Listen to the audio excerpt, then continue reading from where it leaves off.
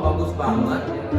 Aku juga pengen buat kita nanti. Pengen buat ya bagus juga ya. Nah gini doa sama anak juga kan ya. Nah sebenarnya ada aspek penting di dalam pembuatan desain grafis itu ada 8 aspek yang harus doa sama anak itu pelajari. Nah dari sini kita itu bakal belajar nih bagaimana 8 aspek tersebut gitu. Aspek apa aja sih yang ada di desain grafis? Nah ini aku akan jelasin ya. Oke teman-teman, nah di sini ada 8 aspek desain grafis. Dari yang pertama itu adalah emphasis atau penekanan. Nah, jadi penekanan ini adalah suatu elemen yang ditonjolkan secara khusus dalam suatu halaman. Nah, elemen itu bisa berupa lebih besar, lebih tebal, lebih terang. Nah, juga yang salah satunya mengimbangi sebuah elemen yang lain gitu. Itu salah satunya penekanan. Nah, yang kedua itu adalah kontras. Kontras adalah suatu perbedaan warna dari mulai gelap dan terang, besar dan kecil, perbedaan merah dan biru, perbedaan objek polos dan objek besar, dan juga objek yang berpola atau polos. Nah, di kontras ini juga adalah salah satu elemen yang bisa memperkuat ketertarikan seseorang dan gimana warna tekstur garis itu saling keterkaitan teman-teman gitu.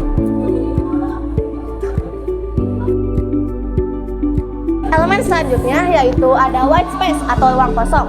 White space ini berfungsi untuk mencegah halaman kita menjadi penuh dan sesak dengan elemen yang merupakan ruang bernafas di halaman dan bisa berwarna apa saja.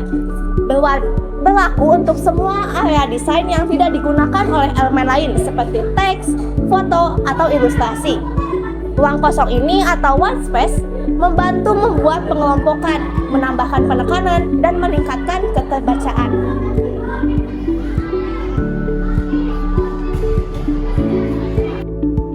Yang keempat adalah movement atau gerakan. Gerakan adalah cara mata kita diarahkan untuk memindai dari satu elemen ke elemen berikutnya.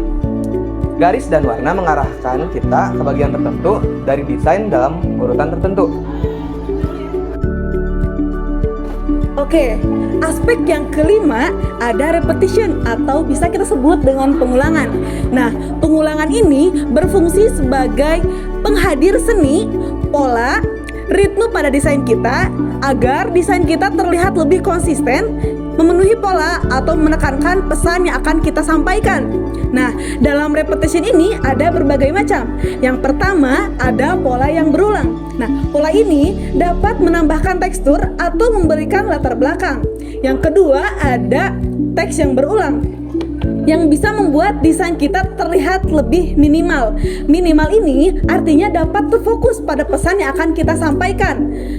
Yang ketiga ada musik yang berulang. Nah, musik yang berulang ini memberikan kita ketukan yang diprediksi, yaitu memberikan pengulangan dan memberi kita ketukan visual. Selanjutnya yaitu Yang keenam ada proportion. Aspek ini berisi tentang ukuran atau jumlah. Nah, dalam aspek proportion ini membuat desain kita tidak terasa miring, berat, ataupun pada umumnya tidak aktif. Nah, tidak aktif di sini itu maksudnya tidak terlihat oleh jangkauan mata kita. Sebagai contoh, kita pakai 3 elemen ya teman-teman. Yang pertama ada gelas, yang kedua sendok, yang ketiga buku. Nah, dalam satu desain yang ada 3 elemen sini, kita itu harus menempatkan sendok ukurannya harus lebih kecil daripada gelas dan buku harus menjadi elemen yang paling besar di desain tersebut.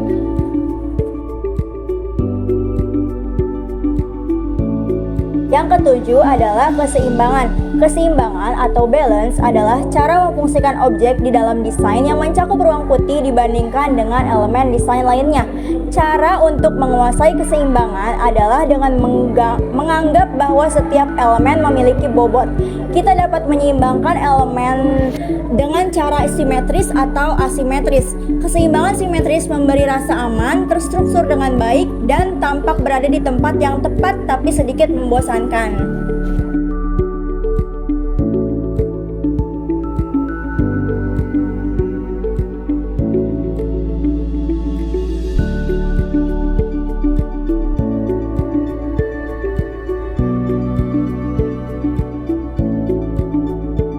Oke, aspek yang terakhir atau yang kedelapan yaitu alignment atau biasa kita sebut dengan keselarasan. Keselarasan ini berfungsi membantu desain kita menjadi lebih terasa seimbang. Penyelarasan juga berfokus pada hubungan antar elemen dan memberikan struktur dan tatanan yang rapi pada desain yang akan kita buat.